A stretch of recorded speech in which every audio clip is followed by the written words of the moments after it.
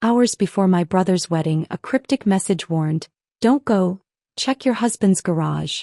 I thought it was a joke, until I opened the door. Then I froze.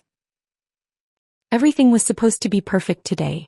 My brother Patrick was finally marrying Shannon, his college sweetheart, and I'd spent months helping plan every detail of their dream wedding. I'd covered part of the catering costs when money got tight, addressed invitations until my hand cramped, and chosen the perfect navy dress that would photograph beautifully without upstaging the bride. But now I stood frozen in my bathroom, staring at a text message from an unknown number that made my stomach drop to my feet. The words blurred as I read them again. Something about not going to the wedding, about checking my husband's garage, about seeing something before it was too late. The mascara wand trembled in my other hand as I reread the message. Don't go to the wedding. Check your husband's garage. You need to see this before it's too late. My reflection in the bathroom mirror looked pale, uncertain, nothing like the confident maid of honor I was supposed to be in 3 hours. The excitement I'd felt waking up at dawn had evaporated completely, replaced by a cold dread that settled in my chest like a stone. Before we continue, I want to thank you for joining me in sharing these stories of truth and family protection. If you believe in standing up for those we love, please consider subscribing. It's free and helps us reach more women who need to hear this. Now let's see how this unfolds. I'd been so proud of how this day was unfolding. My alarm had gone off at 5:30, but I was already awake, too excited to sleep. Patrick was my baby brother, 2 years younger, and watching him find happiness with Shannon had filled me with a joy I hadn't experienced in years. Their relationship had been a steady, comfortable love story, college sweethearts who supported each other through graduation, job searches, and the inevitable growing pains of young adulthood. Shannon brought out the best in Patrick. She encouraged his dream of starting his own landscaping business, helped him organize his finances, and most importantly, made him laugh in a way I hadn't seen since we were kids. When he'd proposed last Christmas, down on one knee in our parents' living room with the whole family watching, Shannon's tearful yes had been the highlight of our year. The wedding planning had become my project as much as theirs. Shannon's own family lived across the country, and her mother's health issues meant she couldn't travel for the ceremony. I'd stepped in eagerly, thrilled to help create the perfect day for them. We'd spent countless Saturday afternoons touring venues, tasting cake samples and debating flower arrangements. When Patrick mentioned their budget was getting tight after unexpected car repairs, I'd quietly covered the difference for the upgraded catering package without making it seem like charity. Every detail had been carefully planned. The ceremony was scheduled for noon at the historic church where our family had attended services for decades. The reception would be at the community center, decorated with white roses and fairy lights that Shannon had seen on Pinterest. I'd helped her find the perfect dress at a sample sale, and watched her cry happy tears when she tried it on. Patrick had rented a classic black tuxedo that made him look more handsome and grown-up than I'd ever seen him. But now, staring at this message, all those months of careful planning felt fragile and threatened. My phone buzzed again and I nearly dropped it. This time it was my mother. "Jamie, don't forget to pick up the boutonnieres from the florist. Patrick is getting nervous and keeps asking if everything is ready." The normalcy of her text felt surreal against the backdrop of the mysterious warning I'd just received. I tried to focus on my morning routine. Foundation, concealer, powder, each step automatic after years of practice. But my hands shook as I applied blush and I had to start over twice when I smudged my eyeliner. The woman in the mirror looked like me but felt like a stranger. Her navy dress hung perfectly, her hair fell in soft waves from yesterday's salon appointment. Her jewelry was elegant but understated. She looked like someone ready to celebrate her brother's happiness, not someone whose world might be about to crumble. Scott had left unusually early that morning, around 7:30. His explanation had been vague, something about needing to handle a few things before the ceremony. At the time, I'd assumed he meant picking up his dry cleaning or stopping by the office to check on a project that had been stressing him lately. But now his departure felt loaded with significance I'd missed. Our 8-year marriage had settled into comfortable patterns. Scott worked as an IT consultant, often putting in long hours during system upgrades or when clients faced technical emergencies. I'd grown accustomed to his irregular schedule, the late-night calls, the weekend work sessions. We weren't the passionate newlyweds we'd once been, but we were partners. Comfortable. Stable. Or so I'd thought. The kiss he'd given me goodbye that morning replayed in my mind differently now. It had been quick, distracted, more like a routine gesture than genuine affection. His coffee had sat untouched on the kitchen counter while he'd paced, checking his phone repeatedly. When I'd asked if everything was okay, he'd given me that forced smile I recognized from stressful work periods and assured me everything was fine. But everything wasn't fine, was it? I set my phone on the bathroom counter and tried to breathe normally. The rational part of my brain insisted this was ridiculous. Some random person was trying to ruin Patrick's wedding day with baseless accusations or cruel pranks. I should delete the message, finish getting ready, and focus on being the supportive sister Patrick needed today. Yet something deeper, more intuitive, whispered that I should pay attention. The garage key was buried in my jewelry box, underneath tangled necklaces and forgotten earrings. Scott had given it to me months ago during one of his organizational phases, insisting I should have access, just in case. I'd tossed it in with my jewelry and promptly forgotten about it. Now it felt significant, purposeful, like it had been waiting for this moment.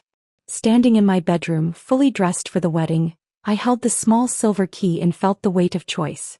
I could ignore the message, trust in my marriage, and focus on Patrick's happiness. Or I could walk outside to that innocent-looking garage and potentially discover something that would change everything. The clock on my nightstand showed 9:15. The wedding was at noon. I had time to investigate and still make it to the ceremony, assuming I found nothing more alarming than old paint cans and holiday decorations. But as I walked toward my front door, key clutched in my sweating palm, I knew with absolute certainty that I was about to cross a line I could never uncross. The garage door groaned on its hinges as I pushed it open, a familiar sound I'd heard countless times before. Sunlight streamed through the doorway, illuminating dust motes dancing in the air and casting long shadows across the concrete floor. My eyes swept the interior, taking in Scott's old Honda covered with its blue tarp, the metal shelves lined with plastic storage bins, and the familiar clutter of our shared life. For a brief, wonderful moment, relief flooded through me. Everything looked exactly as it should.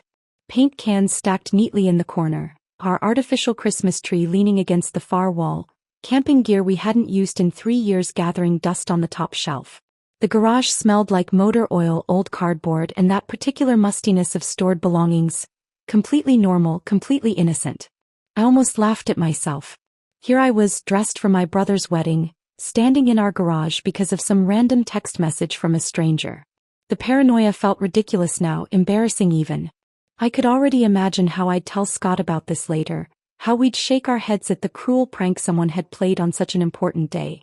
But as I turned to leave, something caught my eye that didn't belong.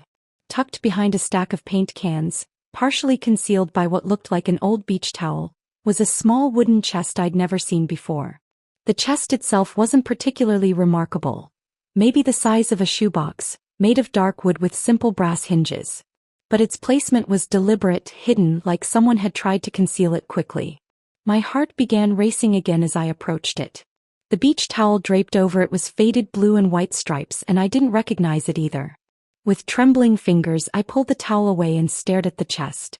It felt foreign in our space, an intruder among our familiar belongings. The lid opened easily, revealing contents that made my breath catch in my throat. Nestled inside were women's belongings that definitely weren't mine. A delicate silver bracelet with tiny charms, a heart, a star, something that might have been an initial. I'd seen it before but couldn't place where. Matching earrings caught the morning light, their small diamonds sparkling against the dark wood interior. There was a small bottle of expensive perfume, the kind I'd always considered too pricey for everyday wear. The brand was familiar from department store displays, elegant and sophisticated. Beneath the perfume was a silk scarf in soft pastels, still smelling faintly of that expensive fragrance. Each item felt like a puzzle piece, and I had the sinking feeling I knew what picture they were forming. My hands shook as I moved things aside, searching deeper into the chest with a horrible fascination. That's when I found the photographs. The first one I pulled out made my blood turn to ice. Scott's face smiled back at me, but he wasn't alone. His arms were wrapped around a woman with blonde hair and a radiant smile, Shannon. My brother's fiancée. My future sister-in-law. The woman who was supposed to walk down the aisle in 3 hours. They weren't just standing together for a friendly photo. This was intimate, romantic. Scott's hand rested on Shannon's waist in a way that spoke of familiarity, of ownership. Her head tilted toward his shoulder with complete comfort and trust. They looked happy. Devastatingly, completely happy. With growing horror, I flipped through more photographs. Dozens of them, scattered throughout the chest like guilty secrets demanding to be discovered. Shannon laughing as Scott spun her around on a beach I didn't recognize. Definitely not anywhere we'd vacationed together. The two of them sharing an ice cream cone, Shannon playfully stealing a bite while Scott grinned at her with pure adoration. The photos span different seasons. Here was Shannon in a summer dress, Scott's arm around her shoulders as they posed in front of what looked like a mountain vista. There she was again in a cozy sweater, leaves falling around them in an autumn park. Winter photos showed them bundled up together, faces flushed from cold and laughter. This wasn't a momentary lapse in judgment. This wasn't a drunken mistake at some party. This was a relationship sustained and secret, playing out parallel to both their official lives. My vision blurred as the full scope of the betrayal hit me. How long had this been going on? How many times had Shannon sat at our dinner table planning wedding details with me, all while carrying on with my husband? How many nights had Scott come home late, claiming work emergencies when he'd actually been with her? Beneath the photographs I found something even worse. Printed copies of text message conversations. The paper was slightly warm from being pressed against the wood, and I recognized Scott's phone number immediately. The messages were recent, some from just yesterday. Shannon, I can't wait much longer, Scott. Pretending with Patrick is killing me. Scott, after the wedding we'll figure it out. Just a few more hours, babe. Shannon, I love you. Not him.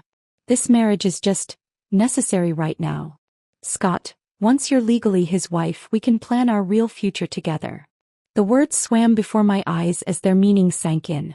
Shannon wasn't just cheating on Patrick. She was using him. The wedding wasn't a celebration of love. It was a calculated business transaction. Marriage for security, for legal benefits, for whatever advantage she could gain, while she planned to continue her real relationship with Scott immediately afterward. More messages revealed the depth of their planning. Scott, the reception ends at 5. I can pick you up at 7 from your apartment. Shannon, what about Jamie? Won't she expect you home? Scott, I'll tell her I'm helping clean up the venue. She trusts me completely. Shannon, this is so much harder than I thought it would be.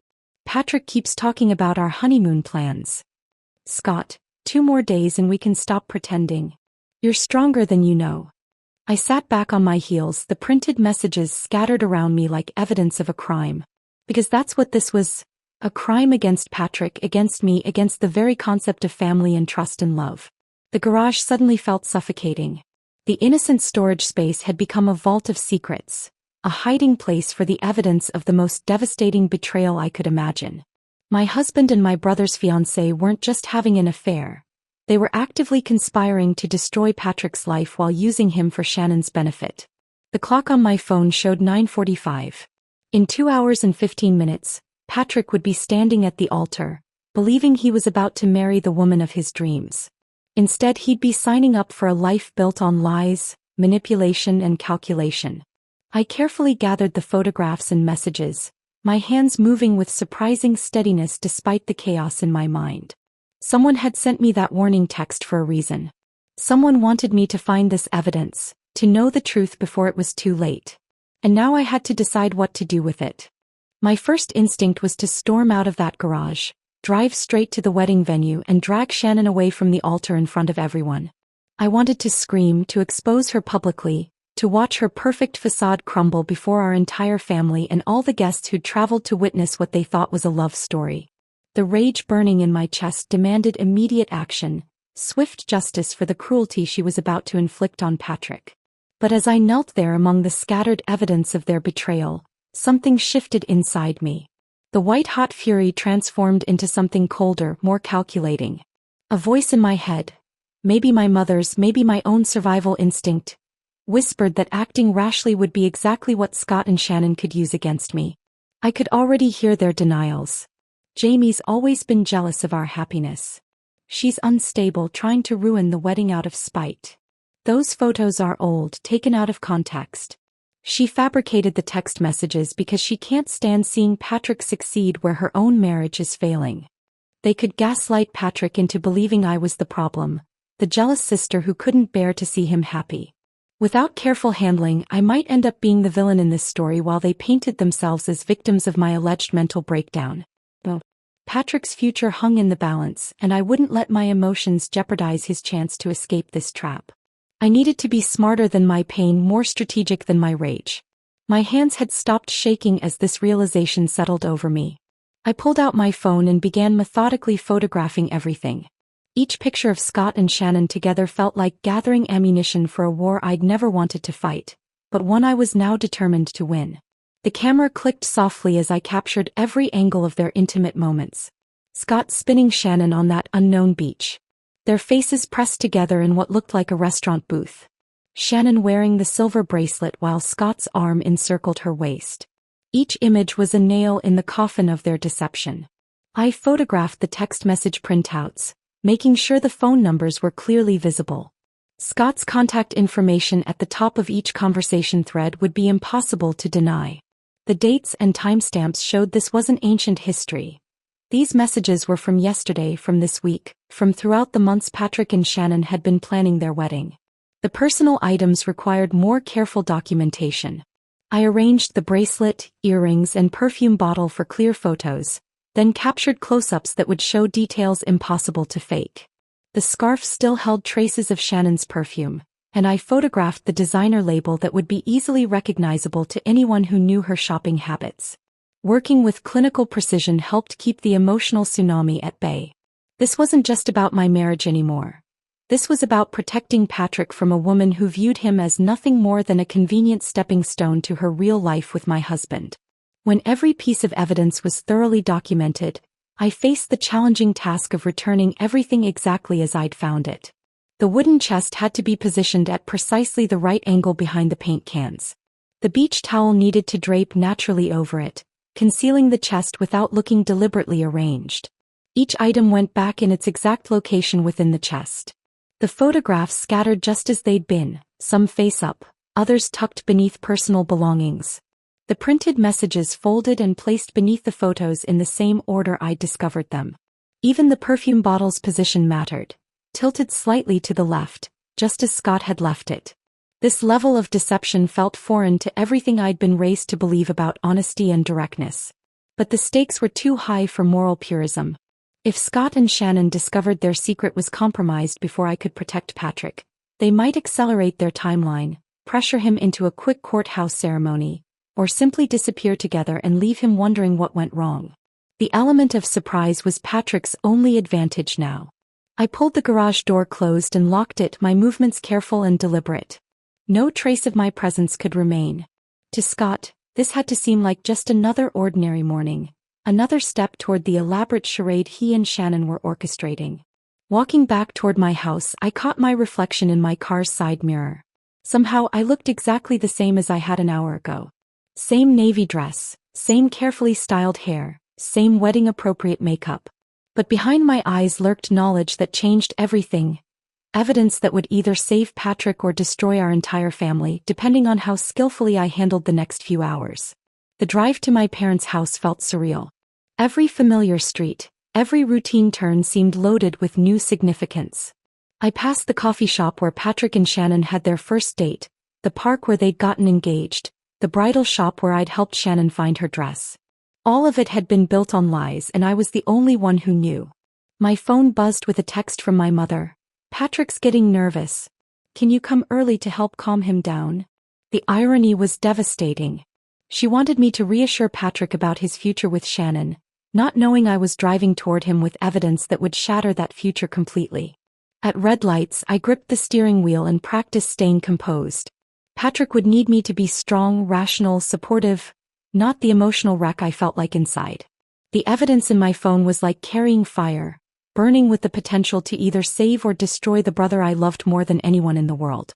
Each mile brought me closer to the most difficult conversation of my life, but also closer to preventing the most devastating mistake Patrick could ever make. I pulled into my parents' driveway and sat for a moment, gathering courage. Through the upstairs window, I could see Patrick moving around his childhood bedroom, probably adjusting his tie or checking his appearance one final time. He looked so happy, so ready for his new life, completely unaware that the woman he was about to marry had never loved him at all. Taking a deep breath, I walked toward the front door, knowing that once I stepped inside and spoke the truth, neither Patrick nor I would ever be the same again. The front door opened before I could knock. My mother appeared, beaming with excitement, her face glowing with the joy only a mother feels on her child's wedding day. Jamie. Perfect timing. Patrick's upstairs getting ready, but he's been pacing for the last hour. I think he needs his big sister to calm his nerves. If only she knew the kind of nerves I was about to give him. I climbed the familiar stairs, each step feeling heavier than the last. The hallway was lined with family photos, Patrick and me as children, school pictures, graduation shots, moments of happiness that now felt like they belonged to a different lifetime. I paused outside his bedroom door, gathering courage for what came next. I knocked softly and heard his voice call out, "Come in." Patrick stood in front of his childhood mirror, adjusting his tie with the same nervous energy he'd shown before school presentations and job interviews. He looked handsome in his rented tuxedo, more grown up than I'd ever seen him. His face lit up when he saw me. "Jamie, thank goodness you're here. I can't get this tie right and Mom keeps crying every time she looks at me. I think I might actually throw up before we get to the church." The happiness in his voice was like a knife to my heart. I closed the door behind me and leaned against it, trying to find words for the impossible conversation ahead. "Patrick," I said quietly, "I need to show you something. And I need you to sit down." Something in my tone made his smile fade. "What's wrong? You look like someone died." In a way, someone had. The Patrick who trusted completely, who believed in fairy tale endings, who thought he'd found his soulmate. That version of my brother was about to disappear forever. "I need you to stay calm," I said, pulling out my phone. "What I'm about to show you is going to be devastating, but I need you to see it before you walk down that aisle." His face went pale. "Jamie, you're scaring me." I held out my phone, displaying the first photograph I'd taken in the garage. Scott and Shannon embracing on that unknown beach, looking blissfully happy together. Patrick stared at the screen for what felt like an eternity. I watched his face cycle through confusion, his brain trying to make sense of what he was seeing. Then disbelief, as if this couldn't possibly be real. Recognition came next as the reality of the image sank in. Finally, devastating comprehension settled over his features like a shadow. "What is this?" he whispered. "I found it in Scott's garage this morning. Someone sent me a message telling me to look." I swiped to the next photo, then the next. "There are dozens of them, Patrick." His hands began to shake as he took the phone from me, scrolling through image after image of the woman he loved with my husband. I watched my brother's world crumble in real time, each photograph destroying another piece of his trust, his future, his faith in love itself. "How long?" The words barely escaped his throat. "Months, maybe longer." The photos spanned different seasons. I sat beside him on his childhood bed, the same spot where I'd comforted him through nightmares and heartbreaks years ago. "Patrick, there's more." Text messages. I showed him the printed conversations, watching him read Shannon's words about pretending with him, about the marriage being necessary, about planning her real future with Scott. Each message was another blow, and I could see him physically recoiling from the screen. "She never loved me," he said, his voice hollow. "This whole time she was just using me." "I'm sorry," I whispered. "I'm so sorry." He was quiet for a long time, reading through the messages again, studying the photos with the desperate attention of someone hoping to find evidence that this was all a mistake. But there was no ambiguity in Scott and Shannon's happiness together, no way to misinterpret their intimate conversations about deceiving him. Finally, he looked up at me. "What do we do?" The question surprised me.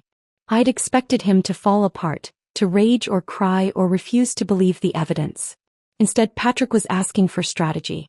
The hurt was there. I could see it in his eyes. But underneath was something harder, more determined.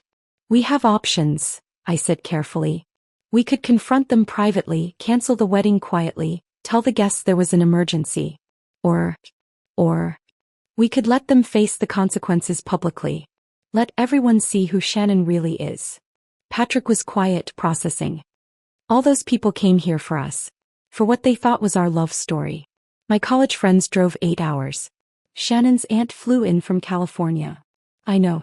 But they also deserve to know they're not witnessing a real wedding. They're watching someone manipulate and use you. He stood up and walked to his window, looking out at the street where he'd learned to ride a bike, where we'd played as children. She was going to go through with it, he said. Actually marry me, knowing she was planning to continue with Scott. The messages suggest they were going to figure out how to be together after the wedding. You would have been her legal husband while she lived her real life with him. Using me for what? Money? Status? Health insurance? Does it matter? The point is, she was willing to destroy your life for her convenience. Patrick turned back to me and I saw something in his expression I'd never seen before, a cold anger that made him look older, harder. She deserves to face this publicly. In front of everyone who thinks she's so perfect. Are you sure? Once we do this, there's no taking it back. She made her choice when she decided to betray me. When she decided to use me. He straightened his shoulders. How do we do it? We spent the next 40 minutes planning every detail. Patrick would handle the moment at the altar when the officiant asked for objections. I would stay in the front row, ready to provide evidence if Shannon tried to deny or deflect. We discussed how to tell our parents, how to handle the inevitable questions from guests, how to minimize the damage to innocent people caught in the aftermath. What about Scott? Patrick asked. He'll probably show up when Shannon calls him in a panic. I'll handle him. This is going to destroy both our marriages. My marriage was already destroyed, I said. I just didn't know it yet. As we prepared to leave for the venue, something strange happened. The initial shock and heartbreak began settling into a calm, focused determination. We weren't just victims anymore. We were allies, united in protecting our family from people who would use and betray us. Patrick adjusted his tie one final time, but now he wasn't preparing for a wedding. He was preparing for battle, and I had never been more proud of his strength. Ready? I asked. He nodded. Let's go end this. The drive to the church felt like traveling through a dream sequence. Patrick sat beside me in the passenger seat, unnaturally calm for someone whose life had just imploded. Our parents followed in their car, blissfully unaware that their carefully planned celebration was about to become something entirely different. You don't have to do this, I said one final time as we pulled into the church parking lot. We could still handle this privately. No, Patrick replied, his voice steady. She made this choice. She can live with the consequences. The historic stone church looked beautiful in the late morning sunlight. White ribbons fluttered from the entrance, and I could see guests streaming inside, dressed in their finest clothes and carrying cameras to capture what they thought would be joyful memories. My stomach twisted knowing what was actually about to unfold. Inside, the sanctuary was transformed. Shannon's Pinterest vision had come to life perfectly. White roses and baby's breath adorned every pew, fairy lights twinkled from the ceiling, and soft classical music played from the organ. Everything looked exactly as we'd planned during those countless Saturday afternoons, when I'd believed I was helping create the perfect day for two people who truly loved each other. I took my place in the front row, smoothing my navy dress and checking that my phone was easily accessible. Around me, our extended family chatted excitedly. Patrick's college friends filled several rows, some traveling from across the country for this moment. Shannon's side was smaller but no less enthusiastic, her aunt from California, a few childhood friends, co-workers from the marketing firm where she'd worked before quitting to focus on wedding planning. The processional began and my heart started racing. Patrick walked down the aisle with our father, looking handsome and composed. But I could see the tension in his shoulders, the way his jaw was set just slightly too tight. He caught my eye as he passed and I nodded, a silent reminder that I was here, that we were in this together. He took his position at the altar, hands clasped behind his back, waiting. The officiant, Pastor Williams, who had baptized both Patrick and me, smiled warmly at the gathered crowd.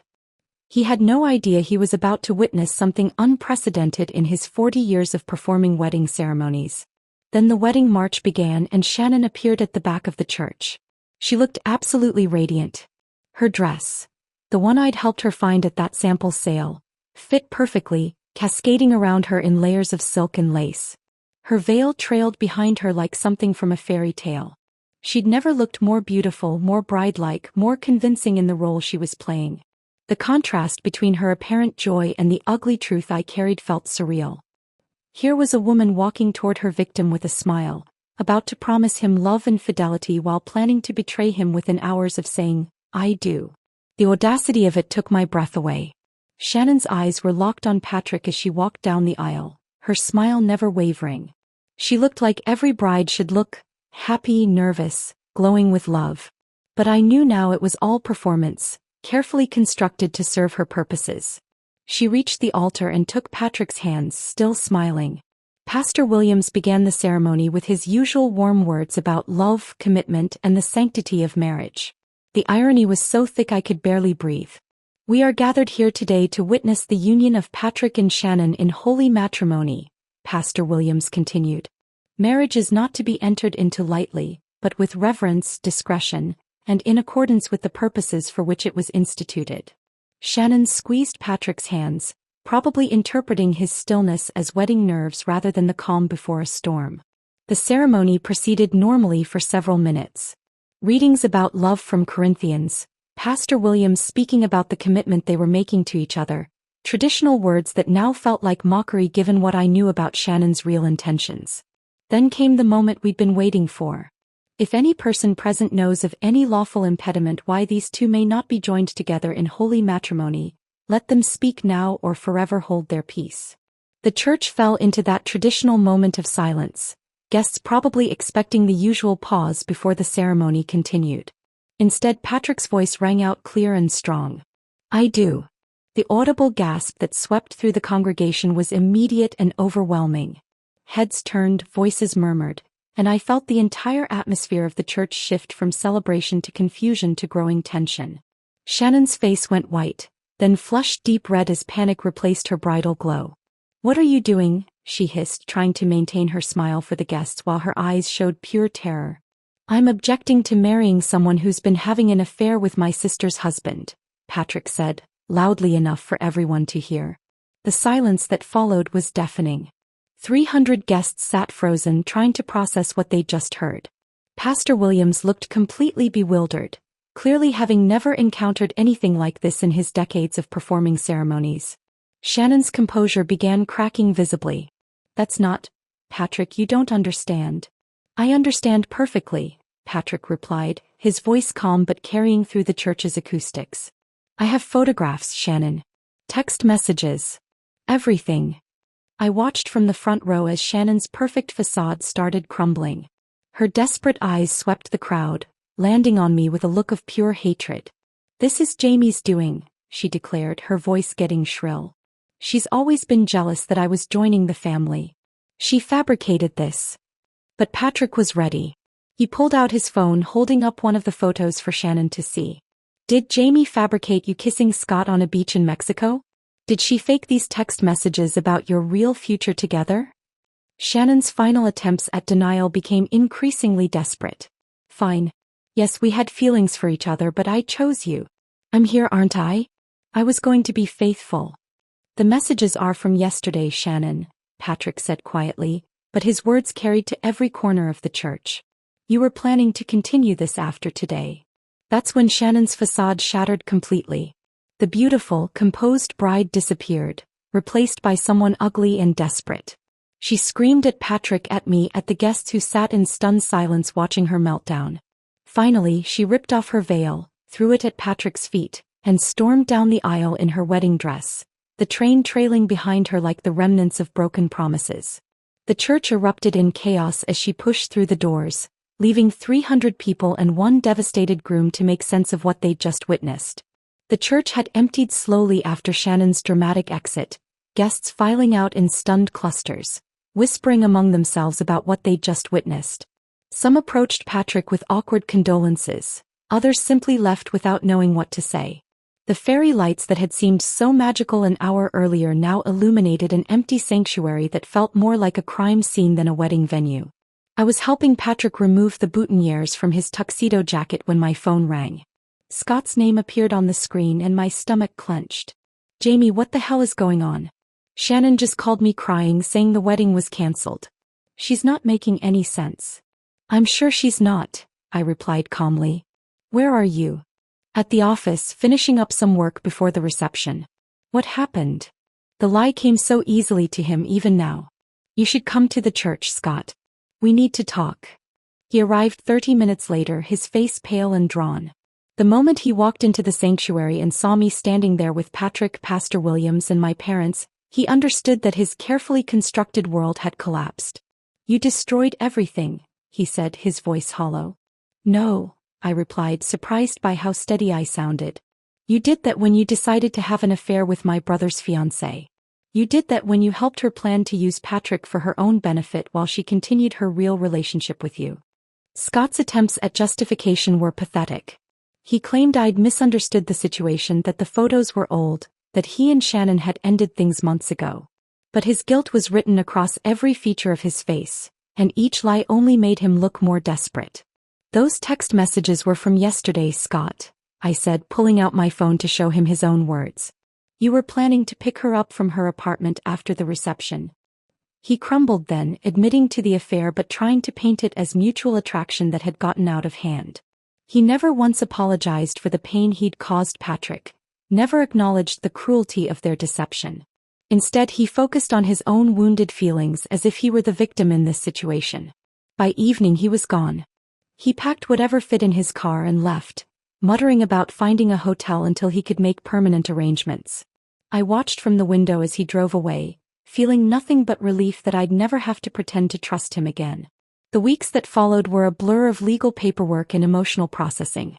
Each document I signed in my lawyer's office felt like reclaiming a piece of my life that had been stolen. Division of assets, custody of our shared belongings, the dissolution of 8 years of marriage reduced to signatures on official forms. Patrick moved back into his childhood bedroom temporarily, and surprisingly, it helped both of us heal. We spent long evenings on our parents' porch swing, the same spot where we'd solved childhood problems and shared teenage secrets. He was heartbroken but grateful, struggling with trust issues but relieved to have escaped Shannon's manipulation before it was too late. I don't know how I'll ever trust anyone again, he admitted one evening as we watched fireflies dance in the gathering dusk. You will, I assured him. Not everyone is like Shannon. You'll learn to recognize the signs, to trust your instincts. This experience will make you stronger, more discerning. How are you so calm about all this? Your marriage is over too. I considered his question carefully. Because I realize now that my marriage was already over. I just didn't know it. Scott had checked out emotionally long before Shannon came along. At least now I can start building something real instead of living in a fantasy. Our family rallied around us in ways that surprised me. Aunts and uncles called to offer support. Cousins reached out with words of encouragement. Most surprisingly, several family members admitted they'd had suspicions about Shannon but hadn't known how to voice their concerns. She always seemed too good to be true, my mother confessed. Too eager to please, too perfect in every conversation. But I thought I was just being an overprotective mother-in-law. My father was more direct. Something about her never sat right with me. She was always performing, never just being herself. The empty spaces in my house where Scott's belongings had been didn't feel lonely. They felt like possibilities. I turned his home office back into the art studio I'd given up years earlier, setting up an easel near the window where the morning light was best. The first painting I completed was abstract, swirls of deep blues and bright golds that somehow captured both the pain and the liberation I felt. Quiet evenings that had once felt suffocating now felt peaceful. I rediscovered books I'd neglected, tried recipes I'd always wanted to attempt, reconnected with friends I'd lost touch with during my marriage. The independence that had been forced upon me gradually became a choice, a preference for authentic solitude over comfortable deception. The poetic justice of how things unfolded became clear within weeks. Shannon and Scott's relationship, built on secrecy and the thrill of betrayal, couldn't survive in the harsh light of exposure. Without the excitement of deception and the promise of having everything they wanted, their connection crumbled quickly. Shannon left town within a month, according to mutual acquaintances who reported she'd taken a job in another state. Scott moved across the country for what he claimed was a career opportunity, but I suspected he was running from the shame of having his true character revealed to everyone who mattered. They both simply disappeared from our lives, leaving behind only the valuable lesson of what happens when people choose manipulation over authenticity, deception over truth. My revenge hadn't been explosive or dramatic. It hadn't involved elaborate schemes or public humiliation beyond what they'd brought upon themselves. It had been something far more powerful. Truth delivered at exactly the right moment to protect the person I loved most. The greatest victory wasn't in destroying my enemies, but in saving Patrick from a lifetime of lies and saving myself from the prison of other people's deceptions.